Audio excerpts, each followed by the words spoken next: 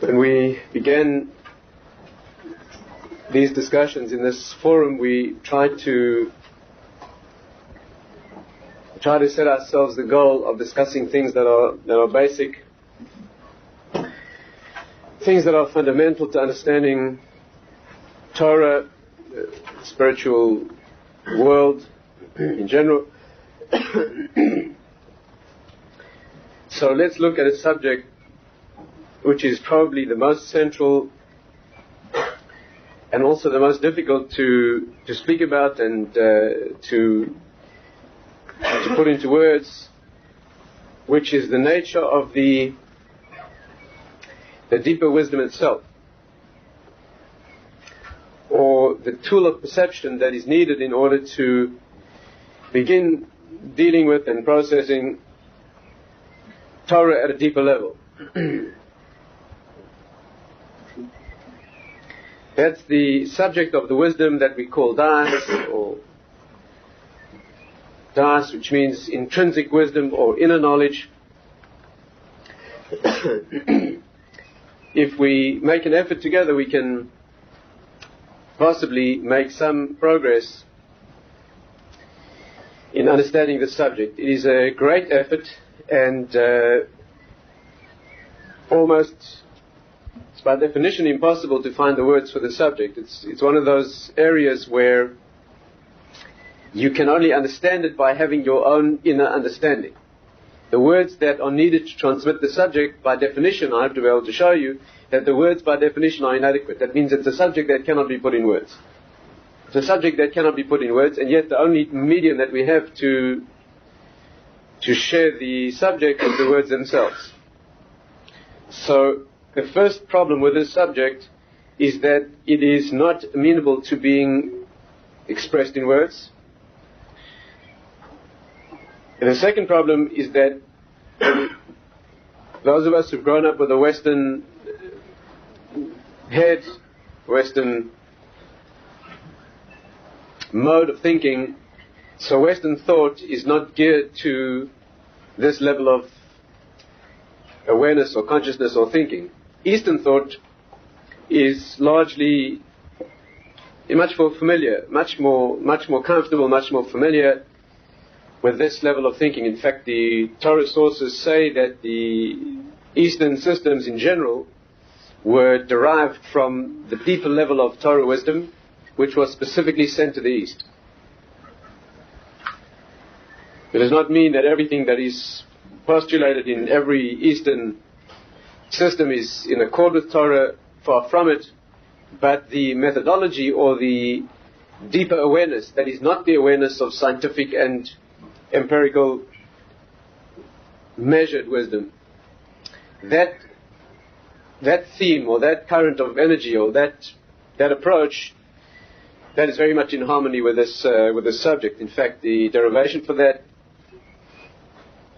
is that we have clear sources that say that based on the verse, based on the pasuk in Chumash, that says that when Avraham Avinu gave all the gifts, gave all his possessions to his son Yitzchak, Abraham gave everything he had to Isaac, Avraham Avinu gave everything he had to Yitzchak.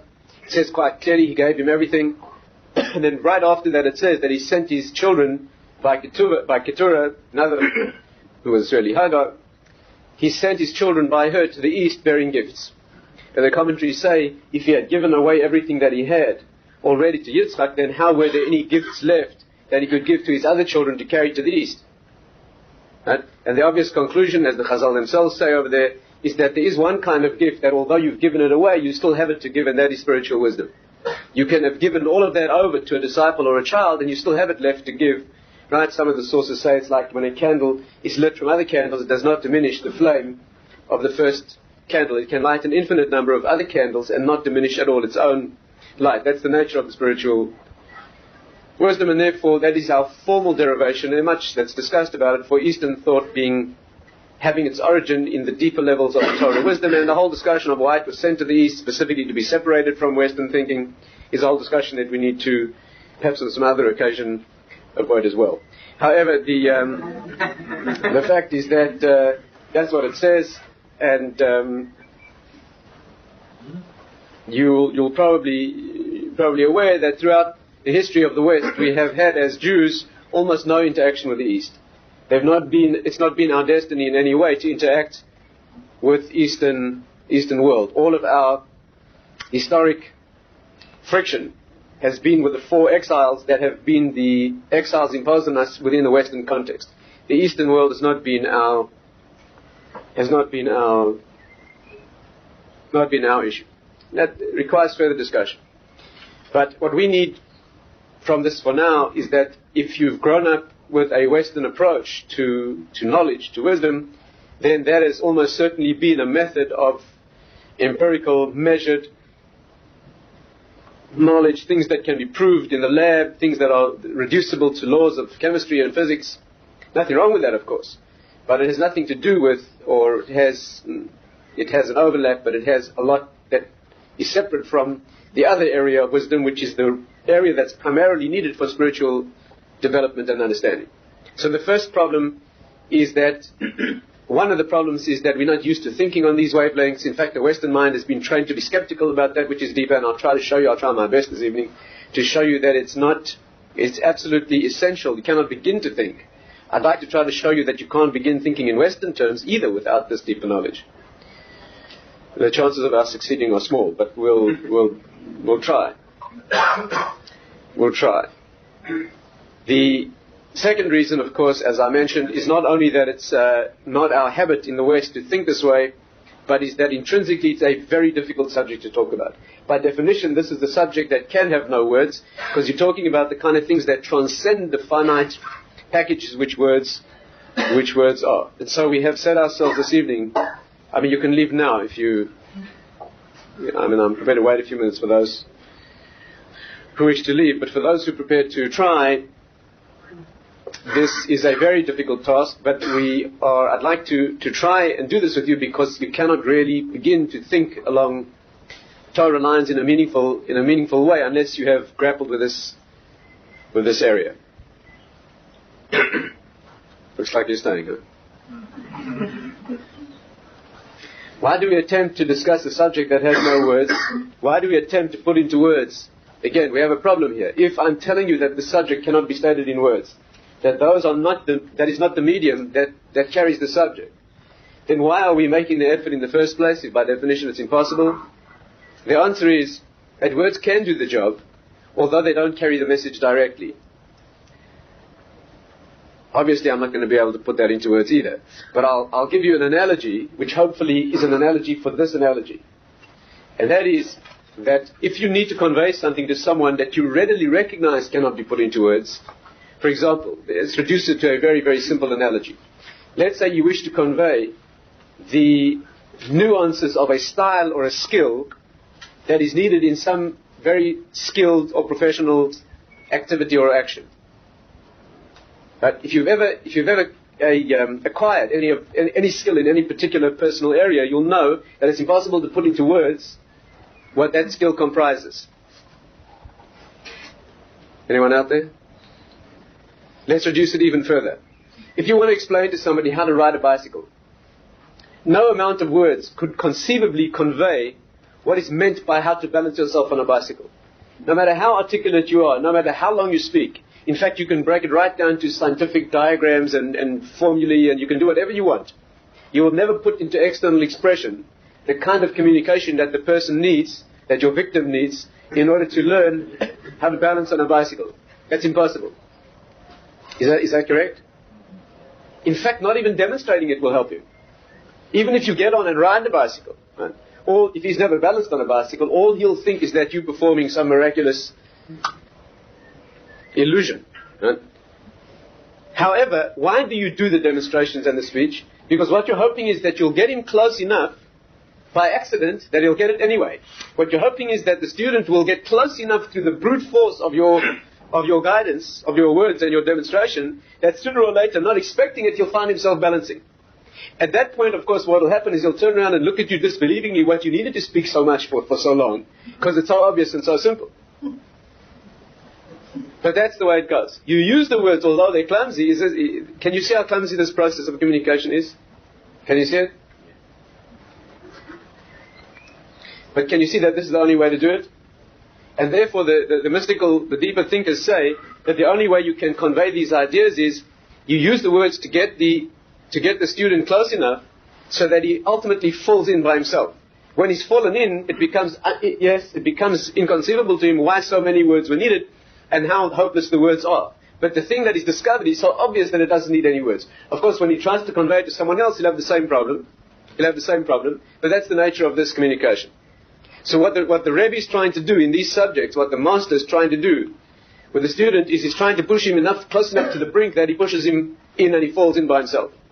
That's all he can do. He cannot show him what it is, but he can push him off the edge. Are we making any progress? Surprising. So the nature of this kind of understanding is that it is not amenable to us, and yet that is the only medium that we have. So we will struggle along in that very inadequate medium. We'll try to establish. But why I'm giving you this whole long introduction is because what you're trying to do this evening, what we are trying to achieve together, is not to understand something in the words that I'm saying. If you listen to the words that I'm saying, then this whole thing is a waste of time. You're supposed to be listening to the things that I'm not able to say. You should be listening to where this discussion is going to push you in your own consciousness. That's what we want to hear in this discussion. But since the words by definition are inadequate, if you're taking the words the way they sound, then by definition the subject not amenable to that. It's a great deal of very clumsy words to say things which I hope in the end you'll realize are so fundamental and are so obvious that they really don't need any words at all. But unfortunately, we do need an approach to the subject. We cannot leave it to our natural sensitivity.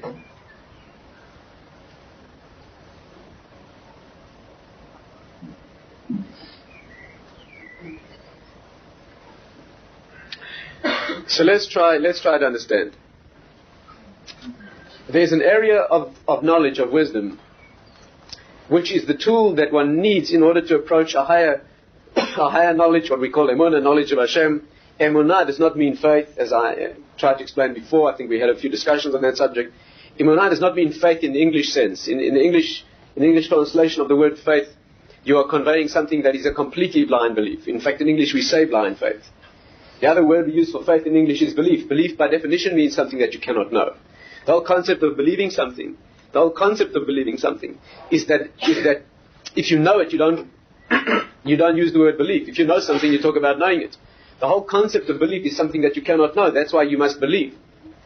Something I see, I don't believe, I know. Something on the other side of that wall, I must believe because I cannot know it. If faith means belief, that which you cannot know, then it's nothing to do with our subject. I mean, it becomes a completely arbitrary decision whether you want to take on that belief. But if there's no point of fixity, if it can never be tested in knowledge, then it becomes a completely arbitrary thing. No faith will be better than any other. There'll be no point of registration or point of reality. That's not the Jewish concept of faith. It's not a personal arbitrary decision to bamboozle yourself into taking something on because other people do. That's got nothing to do with our concept of faith. Where the blind element is in faith needs to be discussed as well, and we have gone into that in the past. Perhaps in the future we can look at it again. But that area that we call emunah, which is the concept of approach to knowing that which is deeper, to knowing that which cannot be demonstrated technically, but knowing it just as surely, and usually more surely, that requires an understanding and opening up of this faculty that we call Daas. So again, let's try that very difficult and clumsy process of trying to get each other onto the path of opening up this area. This inner knowledge, and one other condition or perhaps warning for this subject is that it's one of those subjects that cannot be understood unless all of it has been heard. It's one of those circular subjects that deeper sources say that these areas cannot be understood until the whole cycle has been. Torah works in such a way that until you've been through the whole cycle, none of it makes any sense. The reason is since we're talking about an infinitely interconnected wisdom, since all parts of the world and of the Torah universe contain the whole, then by definition you cannot understand any of the parts until you've seen all of them. Can you see the paradox? If it's a system in which each part, to be understood fully, needs all the other parts, because each part contains all the other parts, right? That's the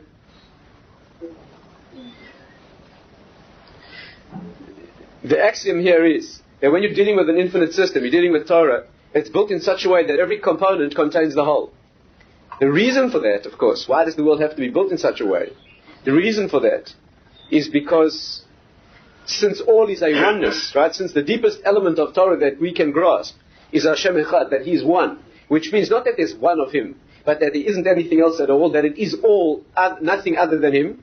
So it follows that if that infinite oneness pervades everything, so then no matter where you look, you must be able to see that. And if what you're seeing in any part is the whole, then by definition you must be able to see any other part in any part that you choose.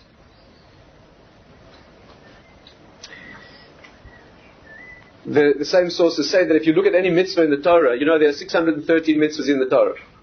The sources say that if you look at any mitzvah closely, you will find in that mitzvah 612 lights that are glowing dimly, and the one light that is it itself, it is glowing brightly. The others are all there in the background, only they glow dim. They're there, but they're not active, they're dormant, they're asleep as it were, but they're there. Right? Each mitzvah has 613 facets of this. It's a polished and beautiful jewel that has 613 facets. Its facet is glowing brightly, and that's why it is the mitzvah that it is. Any other mitzvah has a different facet that glows, but they all have the same inner structure. I see we need an analogy. Let's take an example. If you look at the human body, the human body. If you break down the body into cells, you'll find amazingly that each cell has the same genetic components as all other cells in the body. That's a remarkable thing, but medically it's not understood. You know that? If you take any cell in the body, you'll find the entire genetic complement of the whole body. But that cell knows that all the rest must be dormant except the one that it's supposed to be. If you take a cell from the bottom of your toes, that little cell is manufacturing toe. That's what it's doing. Right? But it has all the genes to manufacture the retina at the back of your eye and everything else completely. Only all those components are dormant, they're sleeping. But the component that is what it's supposed to be is awake. And amazingly, each cell in your body knows that what it has to produce in absolute total discipline and harmony with all the others, so that it produces what it has to produce and it manages to keep all the rest quiescent.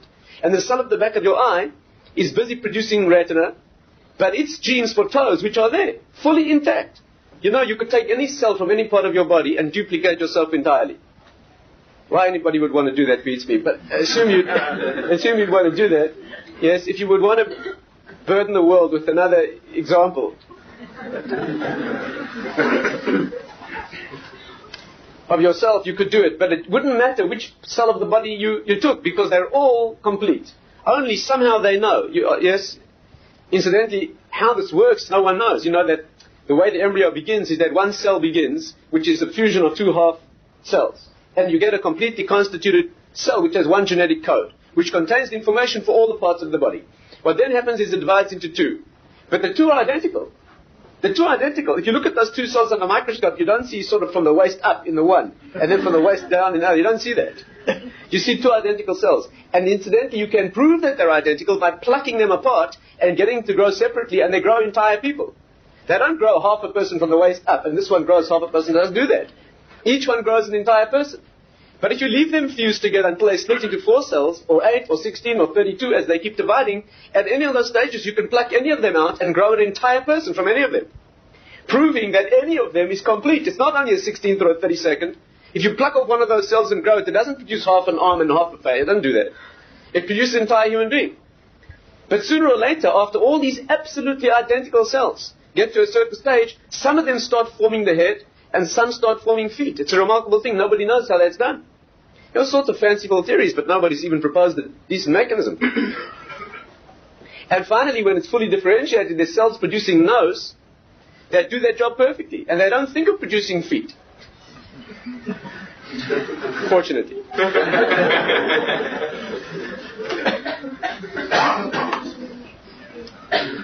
Medical science, incidentally, just completely ignore, how the cells in your nose know to stop growing when they do.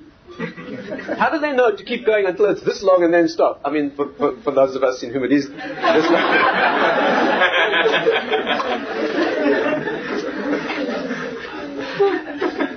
I mean, no one knows how that happens. But they know exactly what they have to do, and they do only what they have to do, even though they have the potential to keep doing it and to do everything else. Is the analogy clear? The reason is that all the parts of a whole in a Torah system must always contain all the parts of the whole. Some modern thinkers have said that some secular thinkers who've grasped this idea, right, have stated that the world must be a hologram. A hologram is a structure which is formed from light, right, which is projected in a certain fashion. Details not important now. But the nature of a hologram, first of all, is that it produces a three-dimensional image. But more important is that if you take a piece of a hologram and project it, it forms the whole thing. It does not project only that component, it projects the whole thing. Some modern physicists have said that the world must be hologram. In fact, I even read one completely atheistic secular physicist recently who said that he's come to the incredible realization that if all, listen to this incredible realization, that if all parts of the whole contain the whole, and the whole world is like that because it must be according to the laws of physics, and the whole world is a hologram, meaning that no matter which part of the world you take, you can find in it everything. And since within that world there is one part which has consciousness, namely us, it follows that the whole structure must have consciousness. He didn't need a PhD, he could have asked me.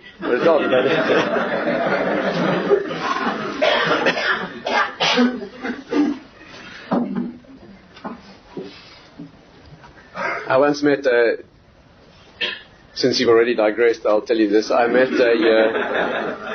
once had the opportunity of meeting one of the world's leading applied mathematicians.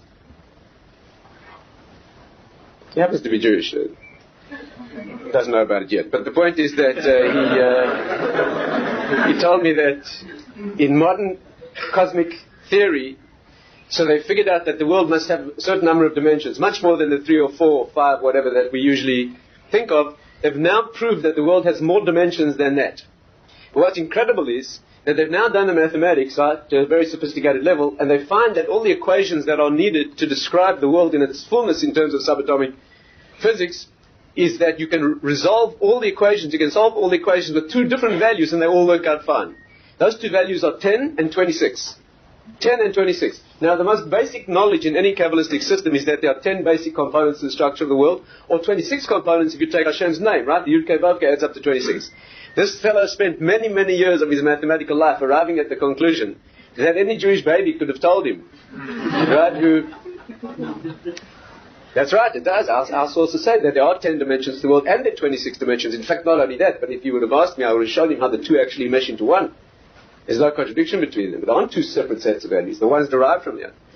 Anyway, that's another discussion. So what is the point that we are making? We're saying that any part of the whole contains the whole. And therefore, the nature of this wisdom is that in order to understand any piece of it, you really need to have seen all the other components. Because if you haven't done that, then you're not really understanding this one. All you're understanding in this one is this particular facet. But all the others that make up its structure, you haven't seen yet. And therefore, you can only really begin to understand this first piece after you've seen all the others and not understood them. Only then can you come back to this one and begin to understand it for the first time. Which means it's only that the second time you go through it can possibly be the first time. Facet. But all the others that make up its structure, you haven't seen yet. And therefore, you can only really begin to understand this first piece after you've seen all the others and not understood them. Only then can you come back to this one and begin to understand it for the first time. Which means it's only that the second time you go through it can possibly be the first time. You're sorry you came, huh?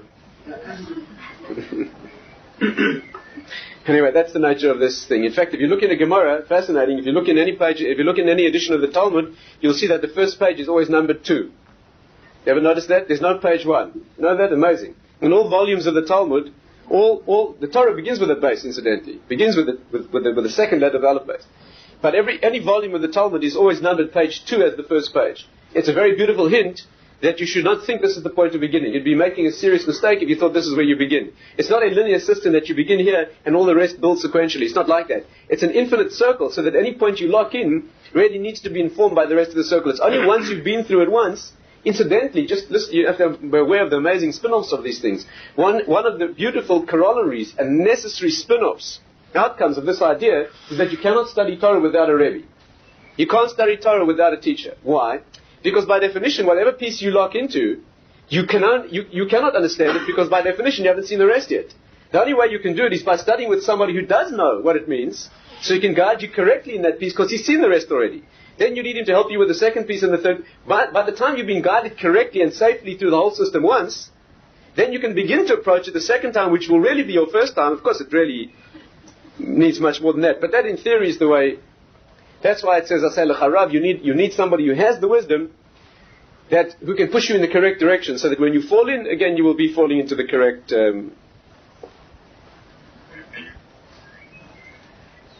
So that's the third difficulty with this subject. Now that we've said how difficult it is, let's do our best to try to approach the subject.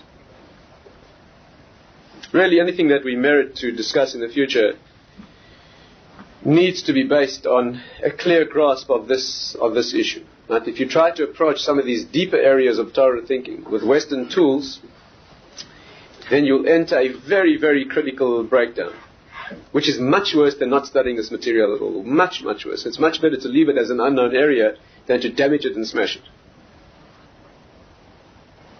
That's why our sources say that if you have a fine instrument that you have a fine tool that needs to be worked on, you have a fine watch that needs to be worked on, and all you have is plumber's tools, so then you'll smash it. The way to do it is not to attempt to work on that thing. The way to do it is to go off and refine your tools. When you spend enough time refining the tools, you come back, it'll be amenable to being opened.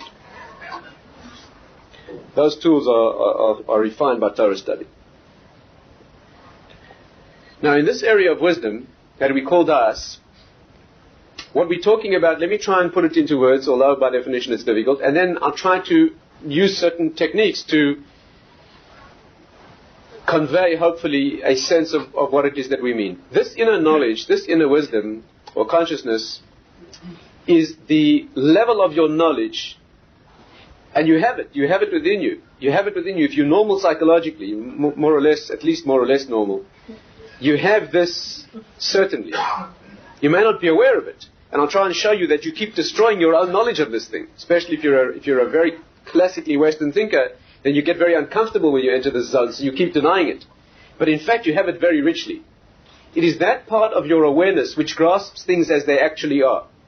It's that part of your knowledge, your awareness, which grasps things because you grasp them. You do not grasp things in this area because they can be proved or assimilated through any provable modality or through the senses. This is an area where things are known because they're actually known intrinsically. Let me try to make it clearer. The classic exposition of this in the most brilliant form, and you should certainly look it up yourself, and I'm sure that it's been translated as well, is Rav Dessler. Rav Dessler does it like this. It's a genius solution to the problem of how to discuss this area. That's worth reading it for that in itself. Rav Dessler says like this. Now please stay with me carefully, because this is the central element that we'll need. There are two parts to your mind. There are two parts to your consciousness. Your intellect, your intelligence, your awareness has two parts. There is an outer part and an inner part. What we want to discuss this evening is the inner part. But in order to do that effectively, we'll need to discuss both of them. He calls it mabat hachitzoni.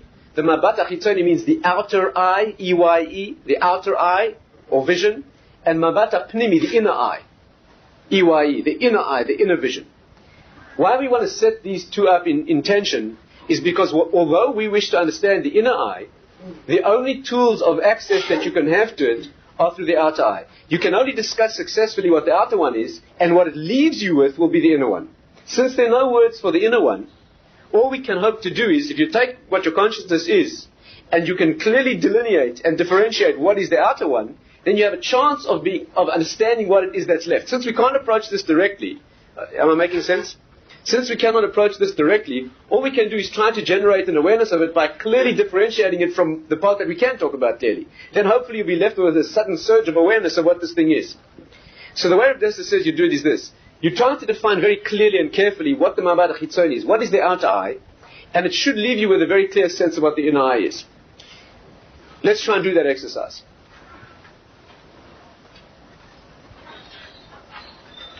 Let's approach it like this. First of all, let's put the outer eye on hold for a moment.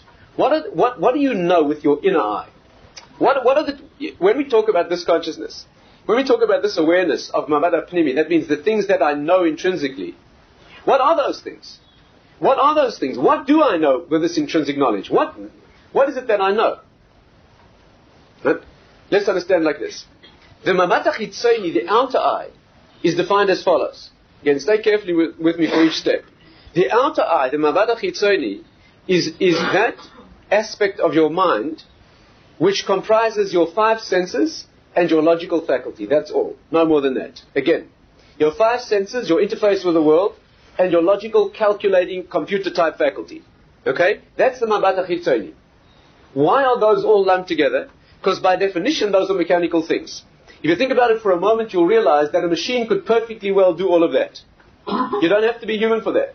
An animal certainly could do it, and a machine could certainly do it. Is this correct? All you need is different type of senses. They can be mechanical. And you need a computational or logical faculty that can make certain deductions. Right? A certain mathematical or logical system. Is this clear? You don't need to be human for that. You have that faculty. You can make connection with the world. You can sense and apprehend things in the world through your senses. Your eyes, your ears, smell, taste, touch, etc. You can do that. Then you can start making derivations and deductions with that faculty of deduction we call bina.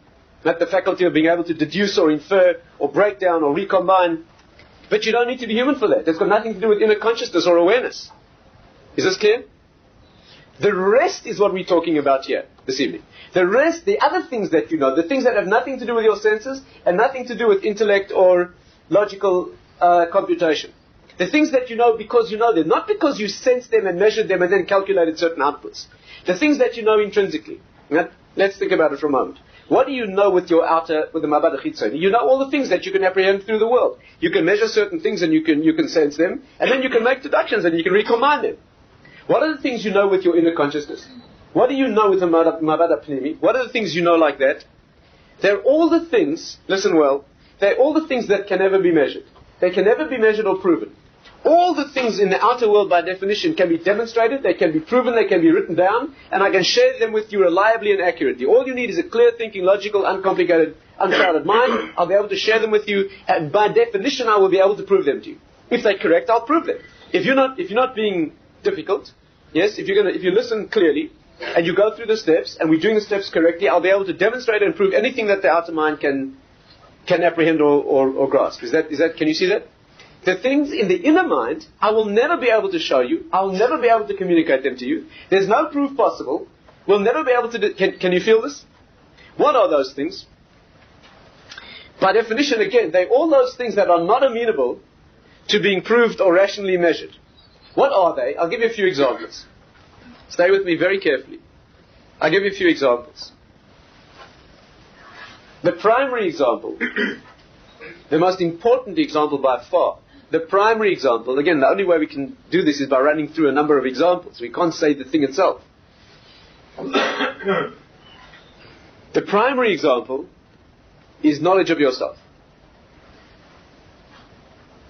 The knowledge that you exist, let alone who you are and what you are, and the nature of your existence and the nature of your character and your personality, the knowledge that you exist is not amenable to any formal proof.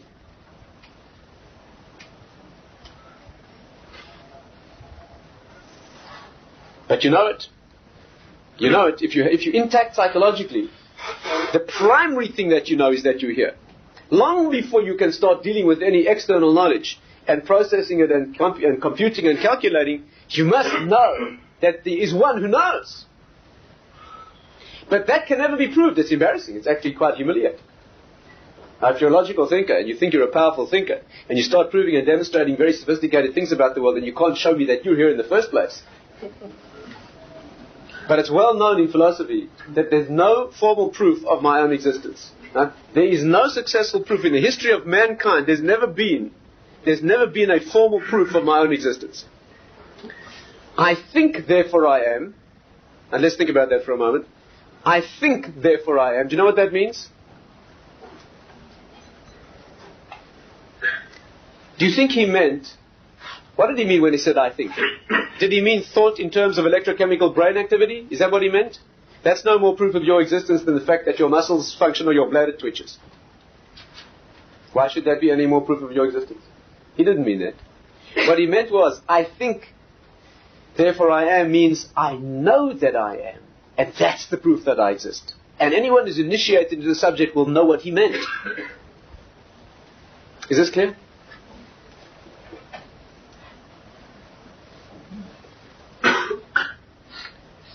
Why can you not prove that you exist? Because those things that are known with the inner mind are by definition, they're not amenable to being measured by the senses and proven logically. They don't live in that zone. They live only in the inner world. Let's take it a little further.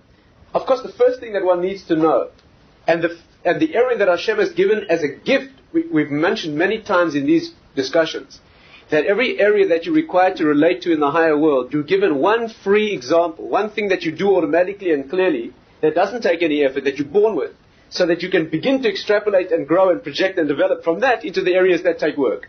In this area, the thing that you're given naturally is the knowledge that you exist. And the decent, any intelligence at all, any awareness of the world at all should show you that it's the most deep and important element of your knowledge, and that it's totally unamenable to the usual kinds of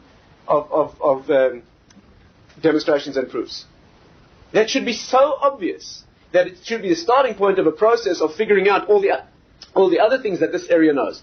What, of course, is the end point of this knowledge? The starting point of this knowledge is my own existence, right? What we call ani. Ani means I, knowledge of my existence. What is the end of the process? What's the final thing that one comes to know through this inner knowledge? Hashem's existence. It's the only tool. If you're going to start demonstrating His existence through the logical proofs and demonstrations and measuring things, you're in the wrong area. In the wrong area. Incidentally, do you know what one of the deepest names of God is in Torah? Ani, I. In the 72-letter name of Hashem, yes, you know that there are 3 central verses in the Torah. I'm sure you're aware of that in your deep Kabbalistic study. I'm sure you've come across the idea that in the 3 classical verses in the Torah, there are 3 triple parallels to each other, right? Those 3 psukim, which are made up of 72 letters each, that the deeper system goes through paralleling all of those. Yeah, that means, yes, the first letter of the one, the middle of the next, and the last of the third, etc., making up 72 3-letter names. So the central one of those 3-letter combinations is Aleph Nun Yud Ani. That's why Hillel, when Hillel came to the Beis HaMikdash on Simchas Beis HaShor, that incredible climax of spiritual expression that used to happen during Sukkot, when he arrived in the Beis HaMikdash, he made that amazing statement, Im ani kan, akol kan. If I am here, everything is here.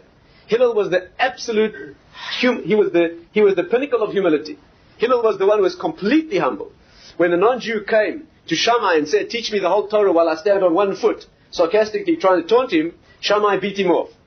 When he went to Hillel, Hillel was completely subservient, although he disturbed him and he bothered him and he called him out of his path on Friday afternoon again and again with ridiculous questions. Why do the Patagonians have broad feet and why do they have eyes like this? And Hillel asked each question patiently, and finally he told me the whole Torah while I stand. He did taught him the whole Torah while he stood on one foot. He was a completely unperturbable, totally humble individual. And when he arrived in the Beis HaMikdash, he said, Imanikan akolkan. He didn't mean Imanikan. He meant Imanika. That's what he meant. Then everything is here. So the beginning of this knowledge, the beginning of this tool, is to be used to know that I am here. And the end of the knowledge of this tool is to know that I am here, which is an extension of the same knowledge. It's the only way to get there. Are we making progress? Why do people who know try to prove a higher existence from logical proofs? You must have heard some of those. You must have been to some seminar or other someplace, haven't you? Haven't you been to some lecture or seminar where they try to prove to you that there's something beyond the finite and physical world, and they've proved it by various logical manipulations and proofs? Arguments? That's valid. That's valid, but you have to understand its place. What those things do, when someone is skeptical, yes, they're not prepared to accept that there's anything beyond what they can see and taste and touch and feel. So you can engage with such a person in a discussion of logical proofs. But you know what you're doing? You'll never show him the thing itself. Those proofs do not purport to show you the thing. They do not purport at all to tell you what the thing is. All they purport to do is to show you that this is limited, that's all. That this has its borders. Once you show a person that, and he can see that there's a border and there's something beyond that, you've done that's enormous progress.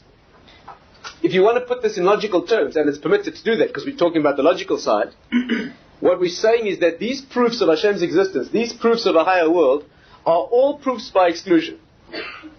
Yes? I'll give you an example. Again, there's a lot to say here, there's a lot to think about. You know what's called the argument from design? Yes, you're familiar with this? The classic proof of the fact that there's a designer is what's known as the argument from design. Since if you see a designed object, you know someone must have designed it. If you see an organized watch, which is functional, you would never assume that the parts organize themselves by accident. They happen to fall together and click into place like that. You would never assume that. You assume that intelligence constructed it. Therefore, when you see a world full of those things, including those things and many others, you assume automatically that someone put it together. That's argument from design. You have to say that. This argument from design has an incredible limitation. Incredible limitation. Although it's formal argument that is used in Torah sources. But its limitation is, do you know how the argument really works? The argument works like this. If I see the thing that's designed, and it's incredibly intricate in all its interconnections, can I step from there to saying that someone designed it? Of course not. You know where I can step to? All I can say is this likely to be random? No. I cannot, again, you can only, all argument from design does, it says, let's look at the world and try to support the notion, the theory, the proposition that the world's a random accident. You can show very convincingly, to satisfy any logical, any reasonable statistician, that you cannot support that notion. But all you're doing is excluding that option. You haven't proved the opposite. You only prove that there is something else by exclusion. Do you know what the difference is between a proof by derivation and a proof by exclusion? You know that in formal mathematics there are only two kinds of proofs, two groups of proofs. You can prove a thing by derivation, which means you take the first principle that is demonstrable and provable, and you use that to prove something more sophisticated, and finally you arrive at something that is complex, that has been built on first principles. That's called a proof by derivation. The other thing is a proof by exclusion. Proof by exclusion means that if I know that A or B must be true, and I cannot prove B, but I can show convincingly that A is false, then I prove that B is true. If there are only two possibilities, right, and there are only two possibilities here. Either there's an absolute or there isn't. There are half absolutes. Either there is or there isn't. So, how do you approach that? A proof by exclusion shows that since A is false, B must be true. And it's just as rigorous a proof, and just as acceptable a proof mathematically as a proof by derivation. But there's a massive difference. The difference is that when you prove a thing by derivation, you understand it. You know what it is. You got there from the inside. When you prove a thing by exclusion, you've proved that it must be true because any alternative doesn't hold water, but what it is, you have no idea. Is this clear? Logical proofs of that which transcend the world, which are worth doing, and it's an authentic part of Judaism, and it's worth going to those seminars and considering the evidence. It's fascinating. But all it will ever do is make you less and less confident that the world's an accident. The less confident you become that the world's a random accident, the more you are forced to consider that there's something beyond it. But what that thing is, stepping off the brink into what it is, that will never get you there. To step off into what it is firsthand by derivation or by experience, you need Daas, you need the inner faculty. Is this point clear? What are the things that the Daas grasps? One, my existence. Emunah, knowledge of Hashem's existence, is where we're heading. And we won't get there tonight, I can assure you. We probably won't get there in a lifetime. But that's where we're heading. A little bit of that is worth a lifetime. A little bit of that consciousness once in your life is worth living. It's worth living for that. What are the other things that the Daas knows? Before I get there, let me try to make this idea a little clearer.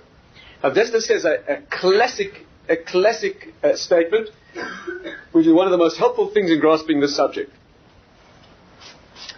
Avesta says that the mabat achitzoni, the outer eye, can grasp anything in the world that is amenable to being measured and proved and deconstructed and constructed. The inner eye can only grasp those things that do not live in that world. Avesta says the following incredible analogy. He says the outer eye is like a camera. Hear this well. The outer eye is like a camera. A camera can take a picture of anything in the world except the camera. The mabat pnimi, right, it is valid only. The mabat pnimi, the inner eye, can look only at itself. The outer eye can look only outward. If you try to take a camera and try to use it to take a picture of the camera, you can only break the camera. Is this clear? If you're clever, you can get it to take a picture of a reflection of itself. That needs to be discussed. But you cannot turn it in on itself. And the problem with the Western mind is that we keep desperately trying to grasp the inner world by using the camera on the outer world. We keep trying to show ourselves that inner world by turning the camera in on it, and it keeps breaking down. And we keep getting frustrated. Either we give up in despair or disgust, we conclude that it's not true, we come to ridiculous and false conclusions. Can you see the problem? You're trying to use the senses and logic, which is a machine, a calculator, that's all it is. You're trying to use that to know the things that only the Daas can know. You're trying to take a camera and you're trying to twist this camera into taking a picture of itself. You're being ridiculous. You can't do that. Until you get in touch with that inner knowledge itself and use it to know what it knows, you'll never get there. You want to know those things, you use that tool. You want to know the outer things, you use that tool. It's no problem. The camera's fantastic, but use it for what it's meant for. But the Western mind can't handle that idea. The Western mind keeps demanding, prove it to me. Look, I'll show it to you. No, I want you to show it to me in the lab. Prove it to me. Write it down, demonstrate it. Excuse me, that's the wrong thing, the wrong tool. No, I won't accept anything less than that. But you'll never get there. The inner knowledge is no less rigorous. It's no less known. It's much more richly known. If you don't have Daas, inner wisdom, you can have no outer wisdom. If you don't know that you're here, you can't know anything else. And of course, if you can't know anything external, you can't know that you're here either. Because you have to be connected to a world, you have to register with the world before you know that you're here as well. You can't have Daas unless there's something for the Daas to know. Of course, that raises another problem which I'm not going to discuss in detail now, which is the practical steps. We have a lot of work to do before we get there. But you'll realize immediately that statement is internally paradoxical.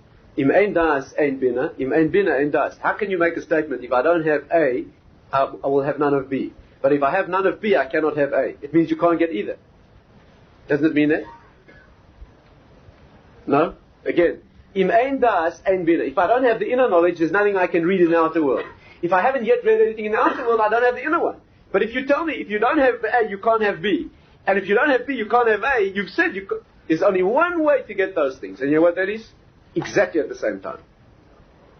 Can you see that? Unless you connect it in a completely familiar fashion with the external world, and at the same time you're registering it in the inner world, then both can grow and flourish in a healthy fashion. There's the only way to do it. Of course, it pays sometimes to recede into the inner mind. This is called meditation. It pays to recede into the inner knowledge occasionally to strengthen it, so that you at least know it's there. Especially if you're a Westerner, you need a lot of that if you're a Westerner. You meditate 3 times a day. We call it davening. Where you get in touch with who you are and what it means. That's what you're supposed to be doing. If you try and speak to somebody about meditation, isn't that a classic example? You get somebody who really knows what it means to tell you what it is in words. You'll get exactly the wrong idea. Classic example. Speak to somebody about meditation and I'll tell you, switch off the mind. Meditation is not switching off the mind. You know what happens if you switch off the mind? You're unconscious. That's what happens. Meditation doesn't mean switch off the mind. It means switch on the mind. That's what it means. When they try to tell you switch off the outer mind, that's what it is. Stop trying to get your camera, taking a picture. As soon as you relax and believe it, you'll be there. You don't have to do anything. You're there. But you get so nervous, most of us, most Westerners, when they start getting a little flash of that, they get so anxious, they run for the camera.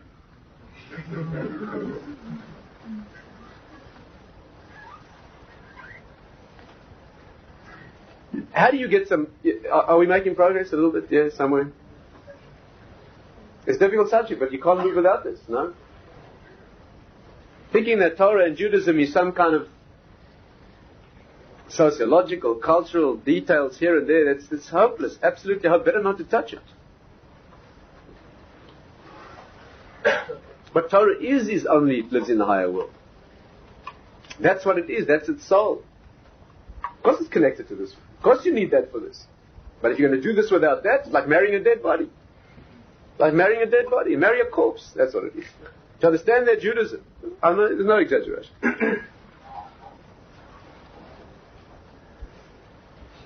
Every child, you know what you're supposed to teach a child? The first sentence?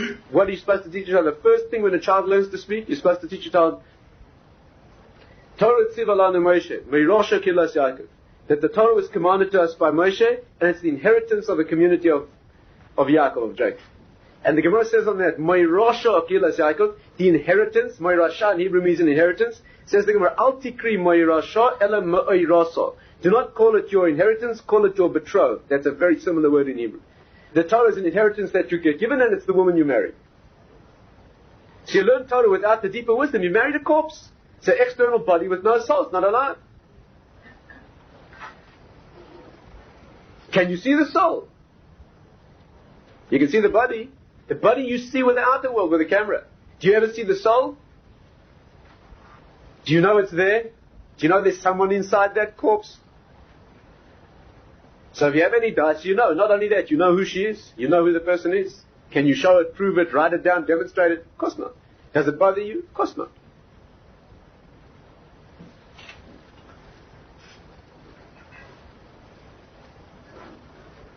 This conflict between the outer and the inner knowledge is a classical problem. It's the classical problem. It's especially the problem of the Western mind, especially the educated intellectual Western mind. How can we begin to make some progress? First of all, let me share with you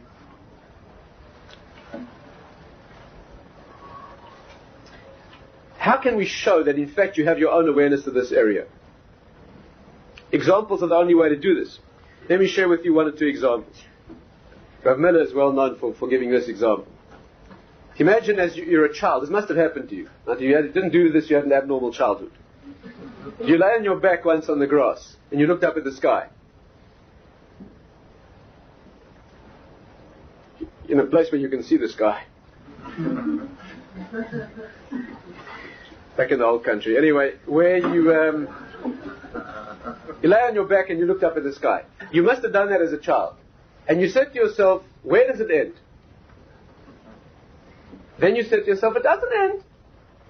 It just goes on. Then a moment later you said, but one second, but it has to end someplace. So you said, oh, it ends someplace. Good. Then a moment later you said to yourself, well, okay, that's where it ends, but like what's beyond that? Oh, you said, well, it must go on beyond that. I said, that's fine. You said, but one second, but that's got to end. You know what's happening? You're having an oscillation between the inner and the outer minds. Can you see that? What happens is your inner mind, the Daas has no problem with the fact that it doesn't. Well, what's the problem? That mind deals with infinite. So it doesn't end, it's not a problem. And suddenly this camera wells up, that intellect, and so saying, it's got to end someplace. So then you say, it ends, right? Then what happens is, then you say to yourself, but look, what's beyond that? And you say, well, it just keeps going. And then there's a relaxation of it. Can you see what's happening? You're misusing the tools. That's what's happening. You're trying to use the camera. You can't do that. How do you know the knowledge of your existence, for example? You see, the things that the Daas knows are the most important things that there are. The most important things, please listen to me. You hear this very well. The most important things that there are about being alive and about being human and about love and about human relationships and about spiritual growth, all of those things are known only with the inner eye. They cannot be known with the outer. They cannot be known any other way. The only things that can be known with the outer knowledge are the technical things about the world. Anything that a machine can read, that's all. And that's useless. That's got nothing to do with growing, with being where it matters. So you've grown up in a Western environment where all you've been trained on is to think like a machine. So they've told you that you're a machine. They've told you in effect that you're an animal. You're a mechanical system. You're a biological machine. That's all you are. And they've done it so thoroughly and so pervasively that you've got a whole generation of Westerners thinking that they're biological machines. Why? Let alone know that you're Jewish. Let alone. It used to be that you had to discuss with people the question about what's different about being Jewish than about being non-Jewish. What's the difference? What's special about a Jewish neshama? What's special about a non-Jewish neshama? Nowadays you can't talk like that. Nowadays you've got to prove to a young Jew that he's a human, not a gorilla. Got a long way to go. First you have to show him that he's not a biological organism. Only if you can show him, demonstrate that being human is not the same as being a mechanical object or a lump of protoplasm, then maybe you could start talking about what it means to be a man as opposed to a woman as opposed to a man, Jewish, non-Jewish, or whatever it is.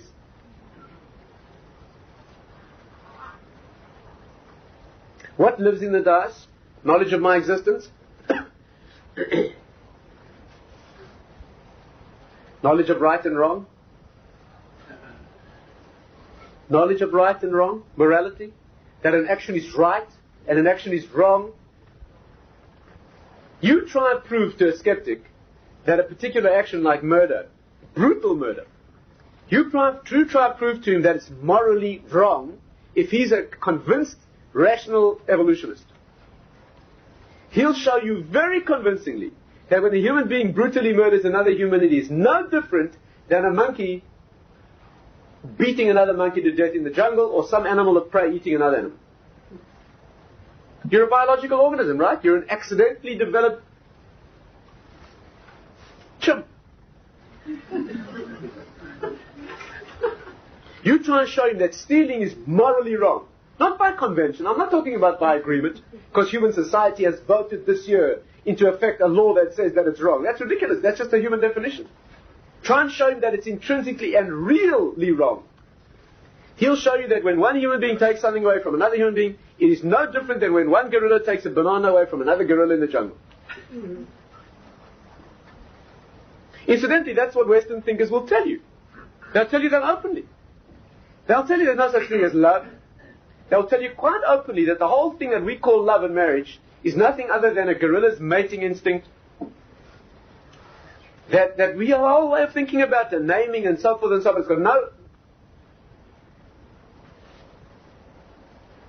The problem at the moment is, I mean, the way this is another discussion, but it so happens that in Western thought at the moment, there's a acceptance of both points of view. That at the moment there's a very unhealthy ambivalence or dichotomy on this point. The way the West is functioning at the moment is that intellectually they teach that there's no meaning. That's what they teach intellectually, that you're only a biological organism. There's no intrinsic meaning to your life. There's no intrinsic meaning to your marriage or relationship. And yet, because there's an unquenchable, inalienable Daas that lives in the heart of man, they also know that those things are meaningful. And that conflict runs right through Western society at present. That's the teacher of biology, yes, who teaches his students in the university that we're only accidentally evolved gorillas. He goes home and finds that his wife has run off with the professor of the next door department. He doesn't say, oh, there goes one more gorilla.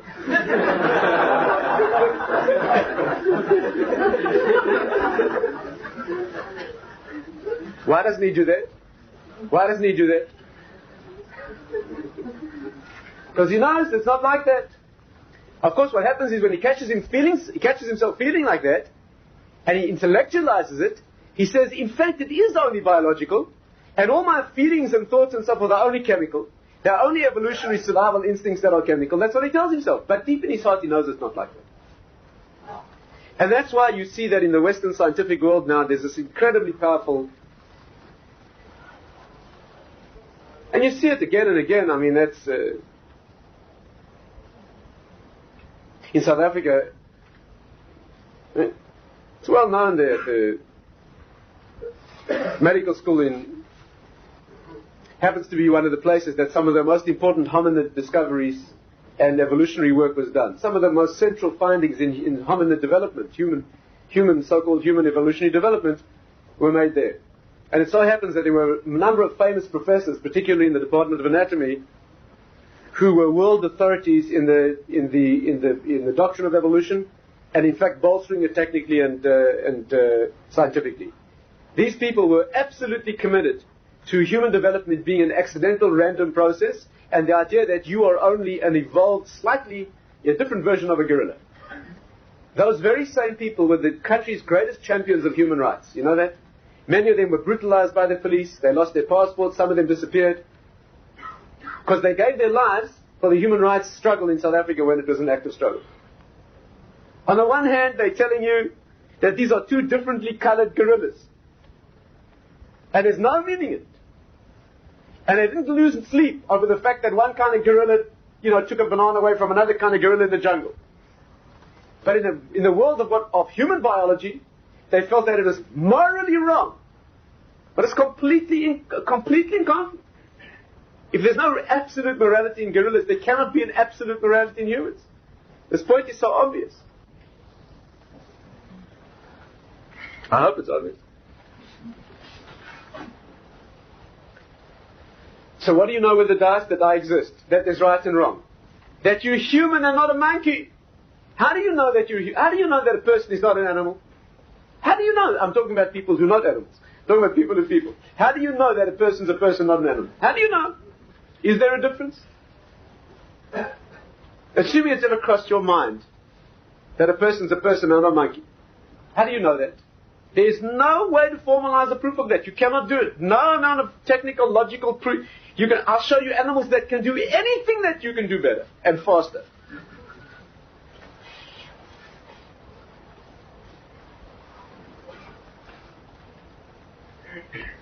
You know that a human's a human and animal's an animal because you know it. You know it in the inner world. If you don't know it there, you will never know it. As soon as you run to the proofs, you agonize because Rabbi Dr always gives the example. I mean, again, you can make it ridiculous just to show. Here's the example about the phone call in New York to the police. They inform the police that some address in uptown Manhattan, there's a room where they've got a man tied to a table and he's been cut up alive. So the police race up there with their sirens screaming and they burst into the room, and it turns out to be the postgrad anatomy dissection hall in, Columbia? What's up there in northern Manhattan? Columbia, whatever it is. Columbia University. And they are a group of postgrad anatomy students who are busy dissecting a lightly anesthetized gorilla. So the policeman says, look, you called us. You said there was a man being cut up here. So the student says, yes, look, the anatomy student, I called you. This individual here on the table being dissected is a cousin of mine. I mean, in evolutionary terms, he's a close relative. He's a cousin. So the policeman, he's got solid, good common sense. He spits on the ground and he walks out. Why? Because a monkey's a monkey, a man's a man. There's no problem here. But the professor of anatomy has a big problem. Because he's been teaching his students that there really is no difference between us. No intrinsic difference between us. In other words, if you can do this to this poor dumb animal, what is to stop you walking across into Central Park and schlepping in some hobo who has no one to defend him and cutting him up while he's lightly anesthetized? Why not? And excuse me, if you can't do it to him, what gives you the right to do it to this poor defenseless animal? And there's no answer for that. If you don't know that, I'm not saying it's right to do this to an animal either, by the way. The Torah says you kill an animal, it's called spilling blood. It's another problem. We have to talk sometime about that. But the difference in the nature of these things? In New Zealand, you must have read this. In New Zealand, about a month ago, they passed a law awarding civil rights to the great apes. In Parliament, parliamentary vote in New Zealand have now given statutory legal rights to monkeys. One of the attacks on this was, not that it's ridiculous, one of the attacks was, what's wrong with rats? What's wrong with rats? I said, no, we're working on that. But it's necessary. It's necessary. If you're going to teach that it's all accidentally biological, then one or the other. Then either they've got consciousness and they're holy, etc., or we're animals. Again, there's a lot to say about this, but yeah, let's try and close the discussion. What do you know with the Daas? That I exist, that I'm a human, not an animal, that there is a thing called right and wrong. When you do an action that your conscience tells you is wrong, you're about to do this action. How do you know that it's wrong? Wrong, that's bad, wrong. How do you know that? So if you use the camera, the outer eye, you'll say, well, it's only wrong because they voted it as such, and I was taught like that, and I was brought up to feel bad about it, and it's all just this external stuff that's chemical and it's cultural, etc. Do you really believe that? Do you really believe that? Imagine you had the opportunity to steal something that wasn't yours. In a way that's realistic for you. You wouldn't break into a jewelry store with throwing a brick through the window. But imagine you could get away with something. Yeah, make a private phone call someplace where your boss, whatever your level is, we're all guilty of stealing. You could get away with it. And a little voice inside you says, this is wrong. So you say to yourself, but that's all nonsense. It's only wrong because my mother taught me that when I was 3 years old and society says, etc., etc., etc. Do you really believe that? But you have a conflict. Something inside you tells you that it's wrong. And you're right. It is wrong. But there's no way to register that by the camera. You can't do that with the external mind. It's a wrong tool. There's no means by which you can show that there's anything real to this other than a cultural phenomenon. And there are many other things that you know with the Daas. I mean, without going into detail now, it's already getting late. I'll just give you one other example. Do you know that the concept of the present, the concept of now, the fact that there's a now, that there's a moment called the present, something as simple as that, which is where your life is, in mystical terms, it's also referred to by the word ani. Do you know you can only know that with the Daas? Do you know that there's no mathematical, scientific, chemical, physics demonstration of the concept of now? Do you know that? Do you know that in mathematics, anyone with a mathematical background will know, there's not even a way to talk about the present in mathematics. You know that? The only way you can show it is in calculus. They have a little fancy squiggle. Yes, that's called the differential between the past and the future. That's what it means, by the way. You know that? You know that in mathematics, the way they talk about the present, it's that infinitesimal, which means so small that it ain't there, gap between the past, which certainly isn't here, and the future, which we all agree is not here. So, like, you know, where are you? The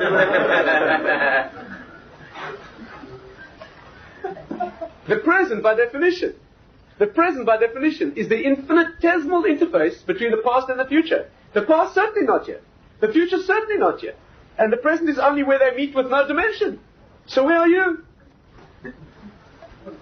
That problem only exists because you're trying to attack it with a camera, that's all. The camera is useless. It's got nothing to do with the camera. The only way you know about the present is with a healthy Daas. You know that now is now. There's no problem that it's always slipping away. It doesn't matter. There's a present.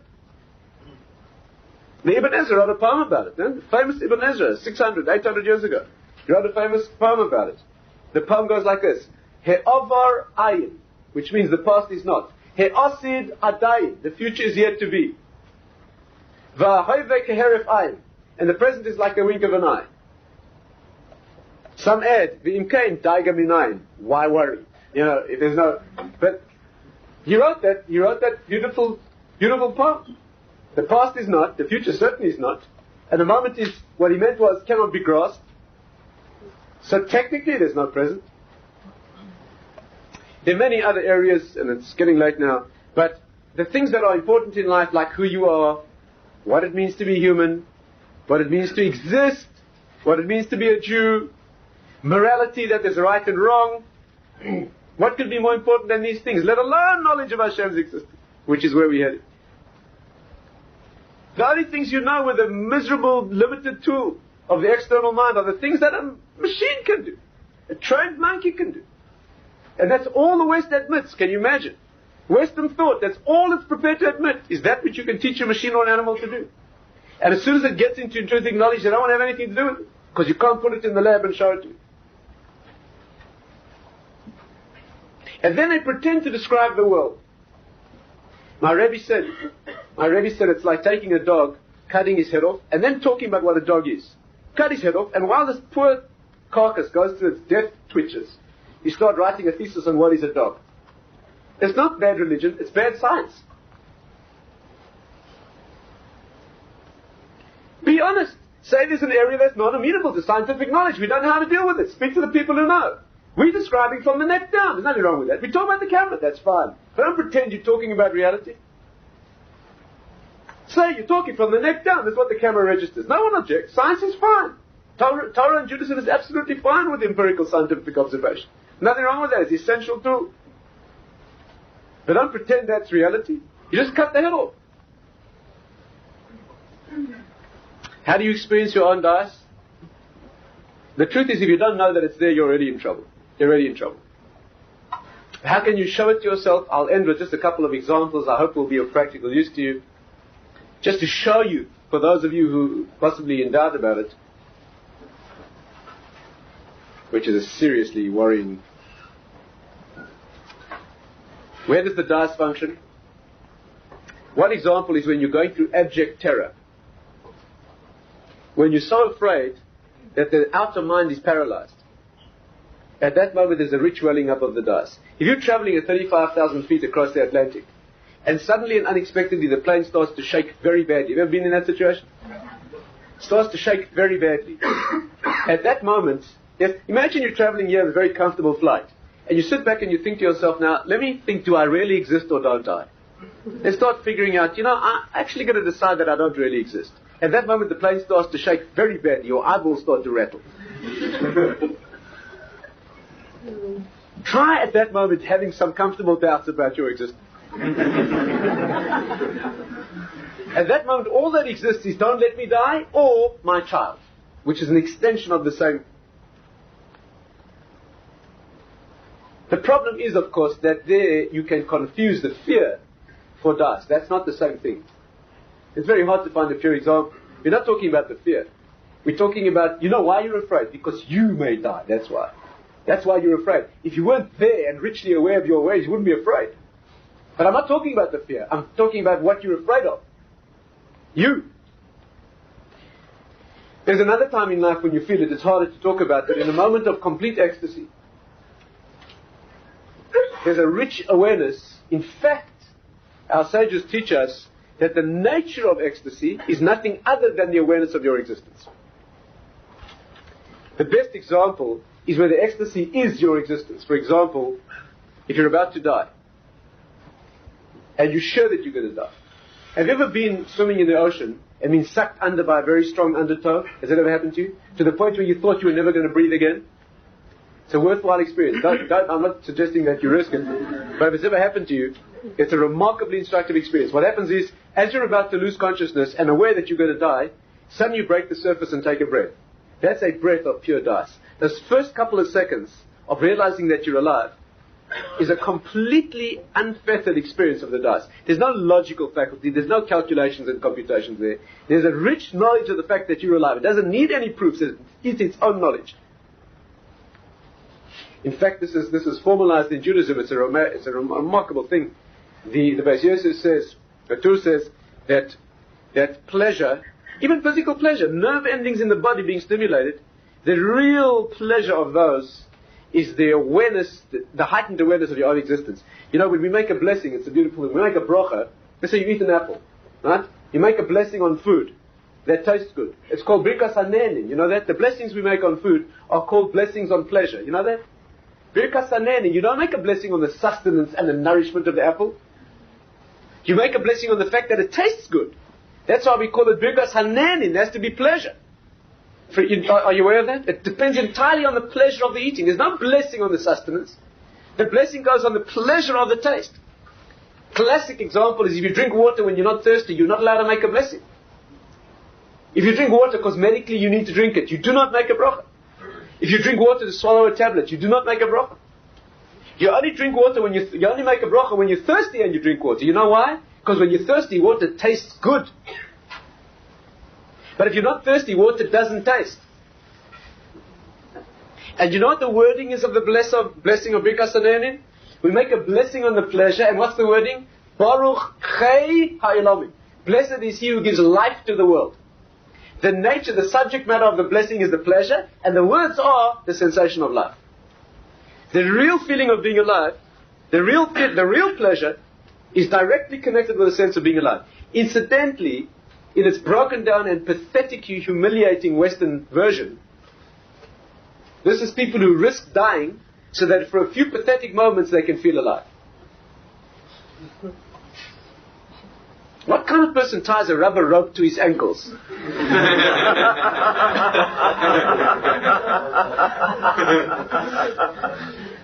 And jumps off a cliff to see how close he can come to becoming part of the scenery. There has to be something wrong with you for that. There has to be something seriously wrong with you.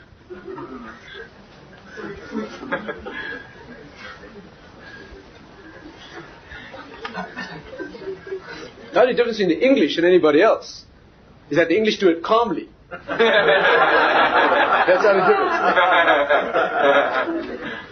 The Americans do everything hysterically. And the British do everything calmly.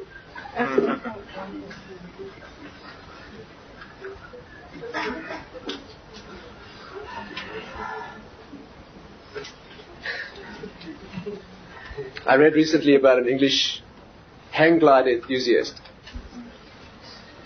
who got caught in an updraft to 10,000 feet. 10,000 feet. And at 10,000 feet in a storm cloud, his hang glider broke up. He survived.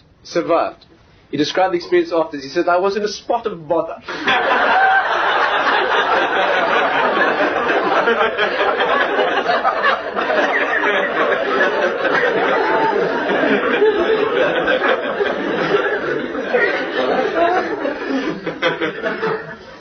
Amazing what you learn.